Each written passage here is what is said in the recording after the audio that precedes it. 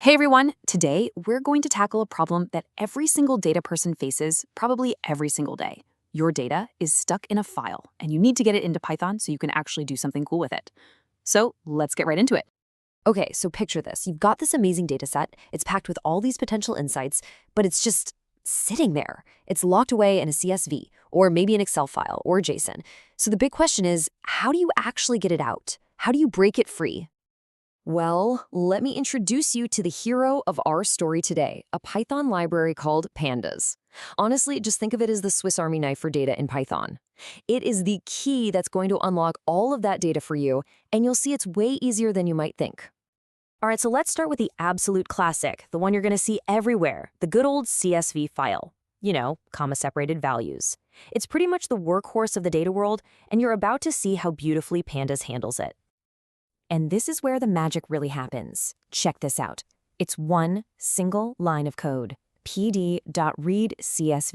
You just point it to your file, and bam, Pandas loads it all into this super powerful table-like thing called a data frame. We'll just call it DF. And just like that, your data is no longer trapped. It's ready to go. And what about going the other way? Well, it's just as simple. So you've done your work, you've cleaned things up, you've found some amazing insights. To save it all back to a new CSV file, you just use the toCSV command. It's this really elegant, symmetrical process. Read in, write out. Simple. Okay, let's get into a few pro tips here, because this stuff can save you a ton of time. So what if you're dealing with a massive file, like gigabytes? You probably don't need all of it at once. You can use calls to pick only the specific columns you care about, or nrows to just grab, say, the first 1,000 rows to test things out. Oh, and see that index equal false thing? You're going to want to use that almost every time you save. It just stops Pandas from writing an extra, kind of useless column of row numbers into your file. Next up, we're taking on the powerhouse of the business world, the Excel file. Now, we all know spreadsheets can be a little more complicated than CSVs, right? You've got multiple sheets, maybe some formulas, all that formatting. But for Pandas, it's just another door to unlock. And would you look at that? You're seeing the brilliant design of Pandas right here. Notice how similar that is? Instead of read CSV, it's just read Excel. This kind of consistency is what makes Pandas so amazing. Once you learn the basic idea, you can apply it everywhere. But wait, what about Excel's biggest feature? All those different tabs or worksheets? Well, by default, Pandas just grabs the very first one. But if the data you need is on, say, the Sales tab, no problem. You just add the sheet name argument and tell it exactly which one you want to pull from. Super easy. And you probably guessed it, saving your data frame back out to a new Excel file follows the exact same intuitive pattern. The toExcel command does precisely what it sounds like. It creates a brand new workbook for you with your data sitting right there on the first sheet. Now, you ready for a really cool trick?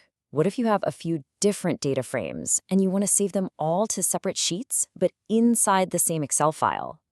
For that, you use a special tool called an Excel writer. You basically open up the file once, and then you can tell each of your data frames, hey, you go to the summary sheet, and you go to the raw data sheet.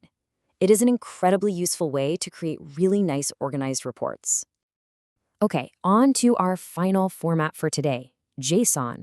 That's JavaScript Object Notation.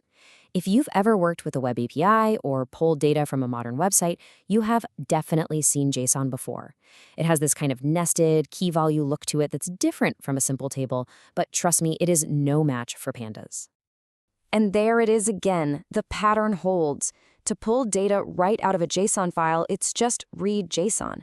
Pandas is so smart that it automatically understands that nested structure and flattens it all out into that clean row and column data frame that we know and love. I mean, the consistency is just fantastic.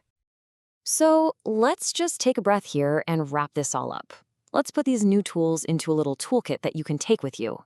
You've basically just learned the absolute core commands for all data input and output, or I/O, in Pandas. So let's put it all together. Here's your cheat sheet. For each of these big three file types, CSV, Excel, and JSON, there's a simple read command to bring the data in and a to command to send it back out. That's it. This simple, predictable pattern is really the key to mastering this whole process.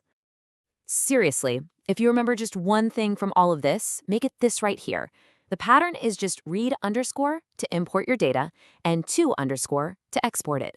Read CSV to CSV, read Excel to Excel. Once that clicks, you can confidently handle almost any data file that gets thrown your way. And that's really what it's all about. We've just handed you the keys. You now have the power to unlock data from the most common formats out there. So the only question that's left is, now that you can read it, what amazing story are you going to tell with it?